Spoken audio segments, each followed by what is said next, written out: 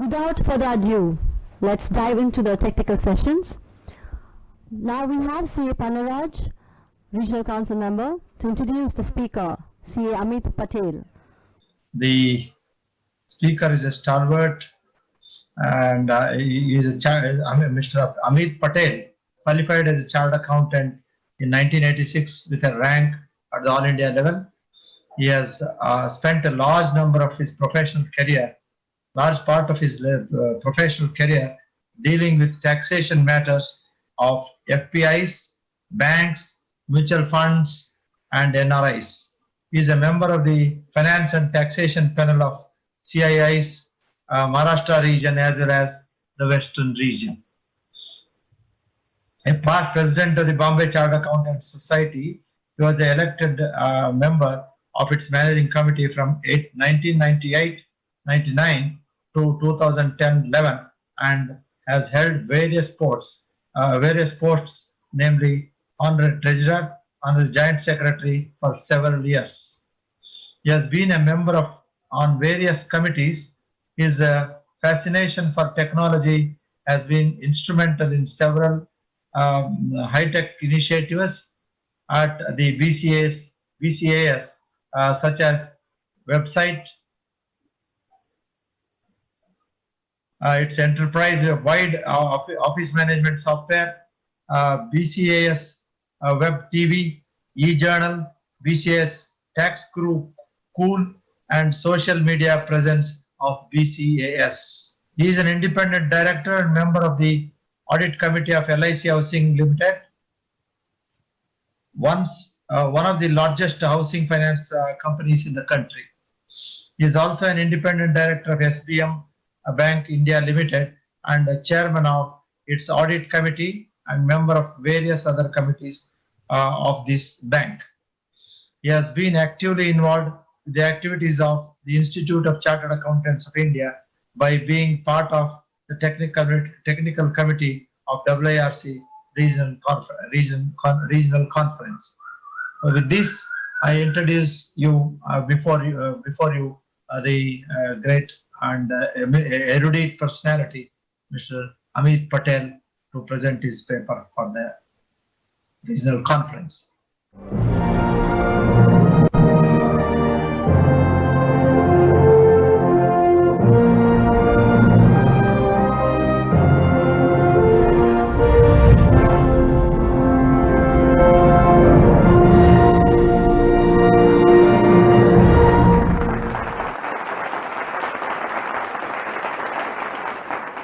So you can now take over the session.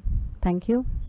Inviting me to speak at this 52nd regional conference of SIRC of ICAI. I was told by Mr. Jain that I am going to be the opening batsman. Yeah. It is always very dicey to be the opening batsman because sometimes the wind conditions are not good for the opening batsman. Sometimes because of rain, the match is delayed and the pitch becomes a little dicey to play on. And today, the match has begun a bit late, substantially late. In fact, it is already almost time for me to complete my talk. But I have been given comfort that I can, continue as per the original schedule allotted to me, that is 1 hour. I'll try to be as brief and concise as possible. So once again, thank you to the organizers for inviting me. Let me begin by wishing all the participants, the more than 3,300 participants of this regional conference, a very good morning. And before you start questioning the wisdom of your chairman in selecting a person to speak as the opening batsman, a person who wishes people at 5:30 or 6 o'clock in the evening good morning, let me clarify why I said this. Generally, good morning is associated with waking up. So when a person wakes up, he or she is wished good morning. And today is the time of awakening for all of us chartered accountants. The various happenings of the last few months have come as a jolt to all of us, all human beings, and chartered accountants are not an exception. And therefore, the topic given to me, tax practice, the road ahead, is a kind of wake-up call, according to me, for all tax practitioners in the country. And let me also mention that while my topic deals with the tax practice, in principle, whatever I'm going to say would apply with equal force to any other practice of a chartered accountant, whether audit practice, consulting practice, or any other practice. And therefore, with these few initial remarks, let me begin with what I am here to share with you. Tax practice, the road ahead. For past many years, this is a very popular sort of question that has been asked at various fora, particularly in the conferences of chartered accountants, that are we at a crossroad? I would strongly believe that two important factors are going to force us to change our practice. First is the government of India, and second is the COVID-19. Both of them are known to all of us and don't need any introduction. Let us talk about the road ahead by first seeing what was the past path that we have traveled so far. In India, traditional tax practices are generally tilted heavily towards compliances. Whether it is income tax or indirect taxes, a large number of chartered accountants have been wholly or mainly dependent on filing returns. TDS returns, income tax returns, VAT or service tax returns, and now GST returns, etc., have taken the maximum time of such chartered accountants. And therefore, most CAs are totally stressed out when the tax-related deadlines are nearby. And this takes a huge toll on the health of chartered accountants as well. In the recent past, the compliance practice from a tax perspective has undergone a very severe change in the last 10 years. First, we were on one extreme when it was totally paper-centric, and we have now moved to the other extreme where everything is electronic. Physical returns are a relic of the past, and consequently, the tax practice has already changed dramatically, and will continue to change in the near future as well. The focus of the government is on making everything digital. The focus in tax practice has moved, and this is my personal view, there could be two opinions about this. The tax practice focus has moved from knowledge of the income tax law to knowledge of technology and data. And with the spotlight on the data that is submitted through various e-forms, it is therefore only natural that the skill sets required today for the tax compliance practice have changed considerably. It will make no sense for a CA firm to keep its hiring policy same as before. The question that we must ask ourselves is, would we as tax experts, would we as tax practitioners need tax experts in our team, or would we need data entry operators? Would we need tax experts or data scientists? These are a few questions that we must ponder over. There was a reference to the term by the Honorable Finance Minister in her talk. Completely agree with her that we have to focus on sustainability. And my talk today, the tax practice, the road ahead, is about sustainability. Can we sustain ourselves in the tax practice with the way we have been going about in the practice for the past 20, 30, 10 years, or would we require a change? So going ahead, will a CA who himself does not understand the business rules of the tax e-filing software, whether it is GST or income tax or TDS or whatnot, whether such a chartered accountant would be able to review an ITR prepared by his assistant? Will he ever understand what could go wrong with such an ITR? There are so many questions that crop up when one stands at a crossroad. In which direction does one go? And even if one is aware of which direction to go, one may not be aware of how to go forward in that direction. So according to me, the tax practice in the future will entail more focus on data than on tax. Secondly, unless the value of our work is not made known to the users of our services, and unless they do not appreciate the value of our work, the fees that we will get will not be even half of what we deserve. And of course, even the finance minister referred to the technology. So unless latest technology is used, the chances of errors arising, and that too at the very last minute, are very high. And so if we are not willing to invest in our practice, you will not be able to keep pace with the changes that the government is bringing about. And I'm sure all of you would agree with me that the pace at which the government is forcing changes onto the taxpayers, onto the tax professionals is just too fast. It's becoming very difficult to keep pace with that fast pace that the government has set. Another aspect is that those who made hay in the past by misusing the loopholes that existed in the physical world will have the ground moved from below their feet. All of us know about the backdating of returns, about the backdating of papers in the department, etc. Through the help with the help of the unscrupulous elements in the department. All that is a thing of the past now. The representation will no longer be about settlement of cases, but or about satisfying the assessing officer. Success in representation will depend on presentation skills, in addition to the merits of the case. And we all would have read the faceless assessment and the faceless appeal scheme. There are so many maker-checker points introduced in these schemes. And as a result of those, the chances of any manipulation will be minimized. And this is a great feature of all these faceless initiatives taken by the government.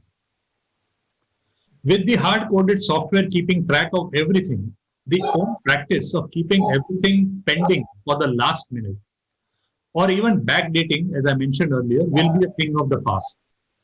Tax practice in the future will be about speed rather than procrastination. There will be a crying need, there is already a crying need for bringing discipline amongst our clients, or we will perish with them.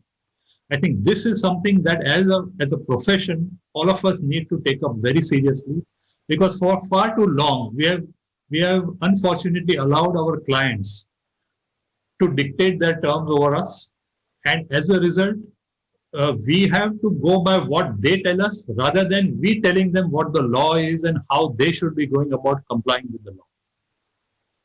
And then we have the COVID-19, which is the game changer for everyone in the world, and including the tax practitioners. I've tried to list down certain lessons that the COVID-19 has already taught us and what it could teach us in future, and how we can draw inspiration from those lessons, how we can learn from those lessons in the context of our tax practice. First lesson is that shutdown works. Now, would any one of us have ever imagined that an entire country would be locked down for any reason? No, but it happened. And it worked. And had we not had the lockdown since March, one can only shudder to think what would have, how many number of positive cases there would have been in the country, and how many people would have unfortunately succumbed to this pandemic.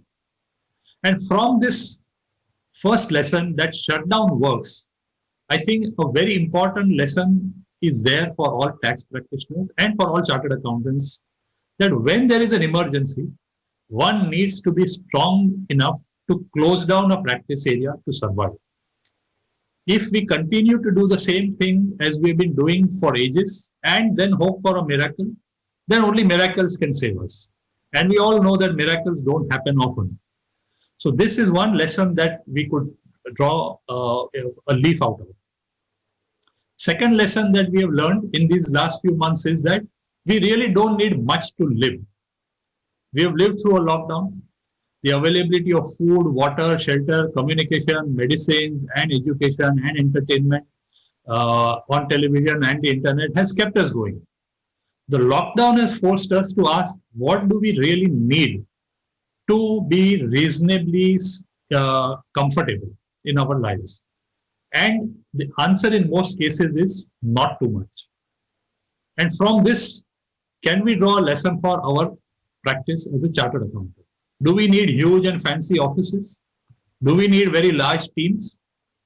If we were able to survive almost a whole year, and this may seem a little bit offbeat for all of you in the southern region, because I understand that in south you have started operating from your offices for quite some time. But we in, say, western region are badly affected. We are still not able to work out of our offices on a regular basis. Most people are still working from homes, and therefore this question is very relevant, that do we need a huge team? And if we were able to survive almost a whole year with most of the students gone on exam leave, and with many of the other team members stuck at home with no infrastructure or no work, is there a need to ask ourselves whether we need a large team? Another lesson that we learned from COVID is that our healthcare capacities are limited, but we have huge reserve capacity. We saw how even the richest of nations are limited in their capacity to treat people if there is a pandemic. India and some other poor nations have shown to the world how, even with limited resources, one can not only survive, but also bounce back. The mustering of these reserves is a great learning curve for all of us. In the medical field specifically, thousands of retired people were harnessed to support the healthcare infrastructure. And from this, can we take a lesson for our practice? Can we look at the huge number of qualified people out there who are presently not working, but who could be of great use to CA firms? And there are so many women chartered accountants. The finance minister expressed a hope that there will be many more women CAs in practice, and in particular in tax practice. There are so many women who have, for family reasons, not been able to come back into practice after getting married, etc. Can we look at those chartered accountants for our offices? And by offices, I mean for our practice, whether they work from home or whether they work from office is irrelevant. Next lesson, communities are connected. We have seen that throughout these last few months, we are connected. People have helped the virus. First of all, people have resulted in virus traveling around the world. And then a lot of people have reached out to connect with others using technology. And in the absence of which, could have led to a simultaneous outbreak of mental illness of gigantic proportions. Communities have adopted novel ways of reaching out. We saw how the Prime Minister exhorted all of us to, clap and light lamps. And in many countries, people played music from the balconies to entertain their neighbors and organize virtual concerts, etc. The virus has shown us that no man is an island. And for us, therefore, the lesson is that the CA fraternity badly needs to connect with each other. There is a need for collaboration and coming together of like-minded people. Next lesson, transparency is vital.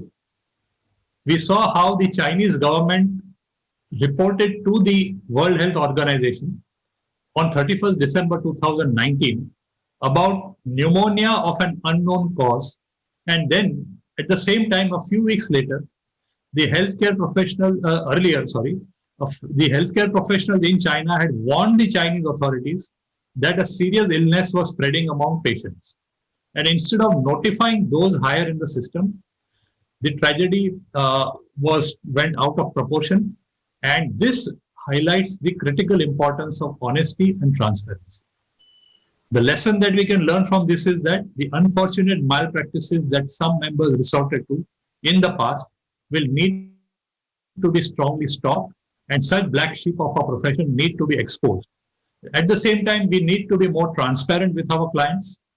Transparency is not merely in the context of honesty, but also in the context of what we do and how we do it. We need to be able to clearly convey to our clients what we are doing for them and what is the value of that to the clients. Then next lesson would be successful responses hinge on decisive leadership. This is something that I very strongly believe in. Across the globe, wherever the national leaders were strong and resolute, the response to the COVID has been stringent in such cases, and the spread of the pandemic has been controlled remarkably well. Heads of government in countries like New Zealand, Germany, Finland, etc., have invited praise for their decisive action and the ability to communicate the rationale for their policies.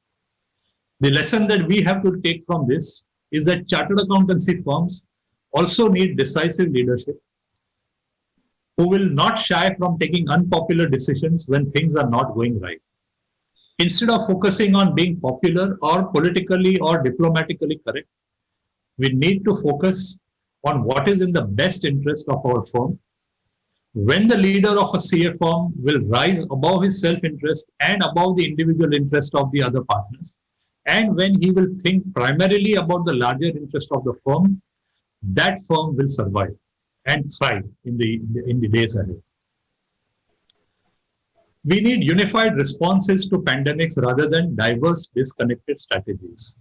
I mean, there was very little evidence of international coordination worldwide or even within the regional blocks, because countries closed their borders and looked inward.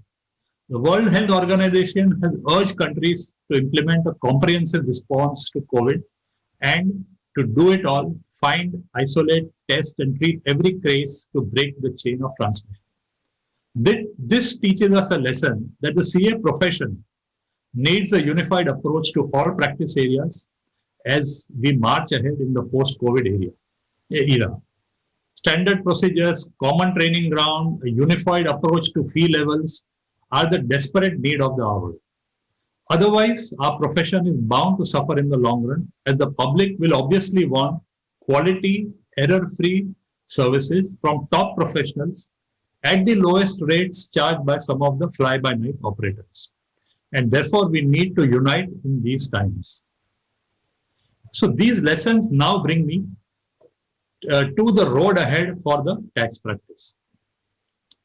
In my view, the tax practice would continue to be of two broad types: compliance practice and advisory practice.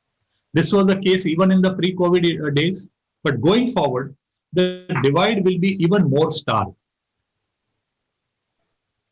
But whether it is a compliance practice or advisory practice, in either case, one will have to draw from the lessons that COVID-19 has taught us. And unless that is done, survival would be very, very difficult. Tax compliance practice will be driven by big data. The finance minister referred to data, and she was also very emphatic that it is the data that is going to be the key in the tax administration. Those who are able to cope with big data and are able to handle the analysis of data well will survive. Those who continue to practice in the old and traditional way will soon become irrelevant. Those who continue to allow their clients to be undisciplined and not maintain proper records of their data will see their clients suffering, and this in turn will drive away clients. Data analytics and data crunching will be the key to tax compliance services in future. Secondly, turnaround time would be another key to survival in the days to come. Society's needs and expectations have clearly changed over the past few years. I, being from the city of Mumbai, I am seeing it very clearly that the younger generation, particularly the people that we refer to popularly as the millennials, are always in a hurry. They will not wait for you to find staff and to find time and to find a good software to do our work in the tax practice. For them, having adequate time, infrastructure, and staff on the part of the CA is a foregone conclusion. These are basic requirements from a client's perspective. And therefore, complaining all the time about article students going on leave will not serve any purpose. We need to shift our reliance from students to paid employees. And this obviously, I know, will push up the cost for us tax practitioners. A cartoon which says that The millennial is asking in the hospital, asking the nurse, don't you have wireless treatment? Why don't you update? This is, of course, on the lighter side, but it only highlights how the millennials are different. And therefore, we must not allow this situation to arise in our practice when we are not able to provide what the client demands or what the client expects from us. I referred to increase in costs if we are to change the hiring policy and take more paid employees rather than students. With these increased costs will come the need for higher revenues. Higher revenues in the context of tax compliance practice will be achieved only if the operations are scaled up. Increased volumes will in turn highlight the importance of being able to handle technology well. We will need faster machines that can handle large volumes of data in split seconds. Using latest technology, both in terms of hardware and software, will therefore be the need of the hour. Would we be operating from our offices with the same old machines, the same old servers, the same old technology? Or would we be operating maybe on the cloud or with something, which is even the next generation after the cloud? That is the question that we need to ask ourselves. Those who do not invest in this will fade away. That's my personal view. Also, with the experience of more than 8 to 9 months of working from home, we all have learned clearly that it's not necessary to go to office in order to do work. Many people are now very comfortable working from their homes. Of course, we have to figure out how to prevent the sound of the pressure cooker from, appearing suddenly in our Zoom meetings. We have to ensure that our family members are not moving around behind us while we are on an important meeting. These are something that we have to master. But in general, tax practitioners will have to move to cloud technology in order to support the WFH concept, that is work from home concept. Large volumes of data can be handled well only if you have great processes and strong controls. Therefore, a well thought out maker-checker mechanism is of great importance now. Bringing in accountability at the staff level will be absolutely imperative because clients are going to hold us accountable for every small mistake that we make while doing their work. And when the clients hold us more accountable, we will therefore need professional indemnity premium. This is something that many traditional or small or medium-sized firms have neglected for a very long time.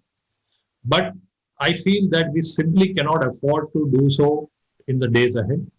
We will have to have professional indemnity premium, whether it is an audit practice or a tax practice. We cannot afford to get sued for damages by even one client. Lastly, one of the lessons that we learned from COVID is that there is a need to work in a connected manner. I mentioned this earlier. So unless smaller firms get together and either network or merge, tax compliance practice would be very tiring and disappointing. And there is bound to be, the pricing problem. Somebody will file a return for 100 rupees, somebody will charge 500, somebody will charge 5,000, somebody may even charge much more than that. But the point is that if we are all scattered, then the chances of achieving that volumes gain will be much lower. And therefore, the time to get together is now. It is ironical that when deadlines come nearby, there are thousands of chartered accountants grumbling and shouting at the top of their voices for extension of the due dates. And at the same time, there are many other CAs who are quietly completing their work in an efficient, time-bound manner. Strangely, the two communities do not connect with each other. Can the first set of chartered accountants not take help from the second set and meet with the deadline without having to go to the government all the time for extensions? This is something that I feel very strongly about, and I would very strongly urge the participants here to consider this as to why can we not work with each other, why can we not collaborate with other CA firms instead of treating each other as competitors. This was about the tax compliance practice. Coming now to the tax advisory practice, which would include representation, litigation, etc. Most CAs would obviously prefer to provide tax advisory services rather than compliances. Today, even the article students, even before they start articleship, they are looking at advisory work rather than compliance work. And as we move forward in the post-COVID era, the tax advisory services would also require a fair bit of reliance on technology. The tax representation and litigation services, which are part of the advisory services, have now gone faceless, as we all know. Everything is being done electronically. And with our Prime Minister himself being so keen to promote faceless administration of tax laws, we have no option but to follow the government's policies, which mandate faceless assessments and appeals. If we wish to thrive in the area of tax representation and litigation, we will have to be more techno-savvy than the CAs in tax compliance practice.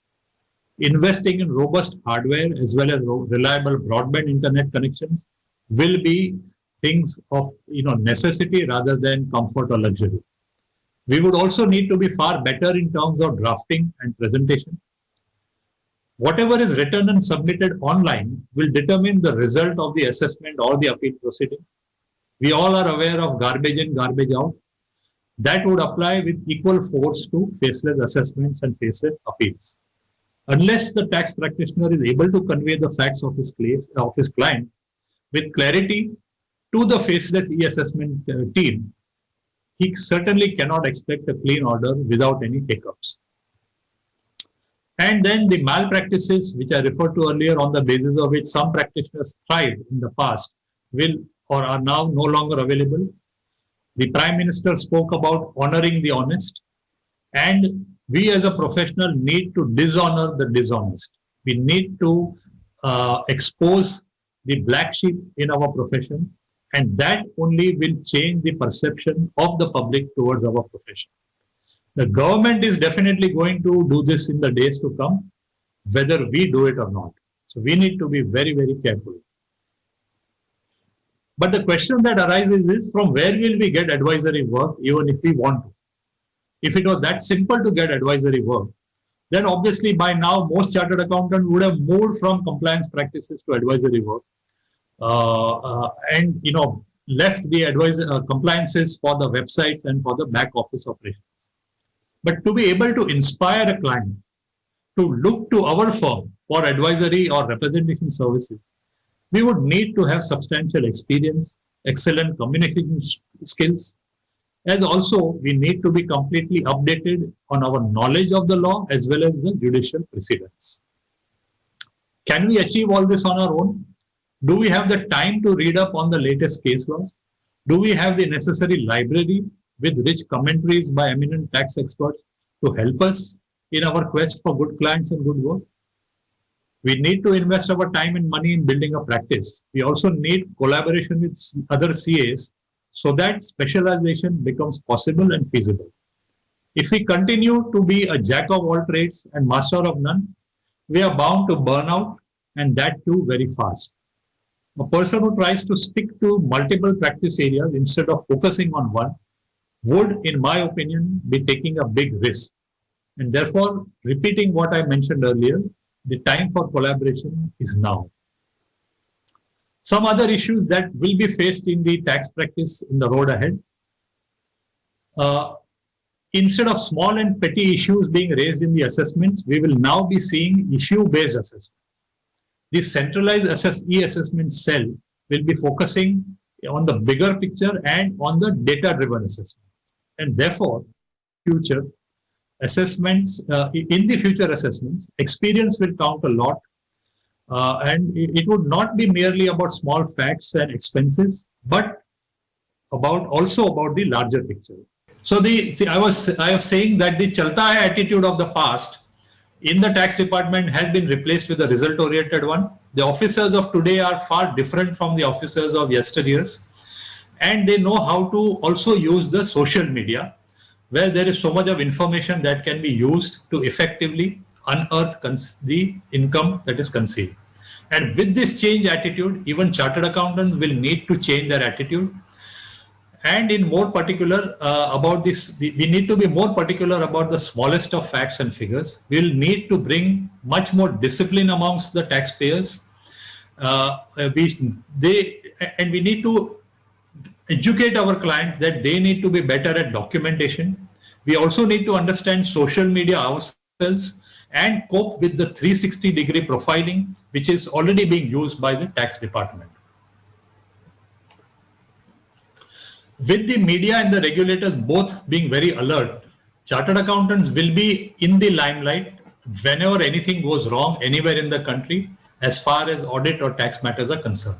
We have all seen how invariably we are blamed for the frauds and scams that occur in the country. The penalties for wrong certificates issued by chartered accountants is now very high. All of you are aware of Section 271J of the Income Tax Act and the kind of penalty that can be levied on us for even a small certificate. So we may charge maybe 1,000 for a certificate, but if something goes wrong, the penalty on us would be 1 lakh rupees. So we are not very far off from the days when even clients will start filing legal cases against chartered accountants for negligence. And therefore, tax practitioners will need to be very careful in our work. We need to do proper due diligence before issuing any certificate. Even small things, seemingly small things like determining residential status of a taxpayer would assume great importance and will need to be taken seriously by all of us. Any mistake, even in these small issues, could lead to major dispute with the department, and this could prove very costly for the taxpayer and for the chartered accountants. Documentation would be very important for us as well as for our clients. The above issue of taking greater care will lead to the need for charging higher fees. I spoke about this earlier. We have been very shy in charging our clients the value that we are giving to them. This has got to stop. A unified effort has to be made by all of us to raise the standard of fees in the country for our services. Efforts need to be made to make the value of our services known and appreciated. I mentioned this earlier. And at present, Indian taxpayers are willing to pay fees. They are not willing to pay fees commensurate with the efforts put in by us. And if we have to survive, we need to change this situation dramatically. Also, there is a strong loyalty amongst our clients as far as chartered accountants are concerned. One generally did not change one's chartered accountant, and this has led to complacency amongst many CAs. The loyalty and the continuity of a client has been taken for granted by many of us. But as we move forward, this loyalty is likely to wear off very fast. The younger generation is far less attached to the seniors today as compared to the earlier generations. At a social level also, some of you may have noticed this. The younger clients will change their chartered accountant in a matter of minutes if they feel that they are getting a raw deal. Therefore, loyalty can no longer be presumed now. And this is likely to cause a massive turmoil in our profession, and we will be seeing a lot of churning of clients across firms. And the issue of loyalty will apply with equal force to our team members as well. If we are not quick in recognizing and rewarding our star players, and if we don't do this, then they will leave us very soon and go to another firm. Also, we have been traditionally heavily dependent upon the article students, and the downside of this we saw in the last few months, when for almost 10 months, most of us had many CA students going on leave from early December 19 to November 2020. And this over-dependence on students as a source of workforce has to be done away with. We cannot simply go on like this. We'll have to move to paid staff. I mentioned this earlier, and I will therefore not elaborate further on this. Gautam Buddha has said that change is never painful. It is only the resistance to change that is painful. The change is the only constant in life, and therefore, the road ahead for the tax practice, in my view, is a bumpy road. It's a rough ride. Only the strong-willed chartered accountants will be able to successfully maneuver their firms steadily on this road. And I would wish all the participants, the 3,300 participants of this 52nd Regional Council of SIRC, all the very best for being able to take the right steps in their respective practice areas to be able to survive and then prosper in the unpredictable days ahead. I've tried to curtail my talk so that the next session can start a little ahead of time as compared to mine.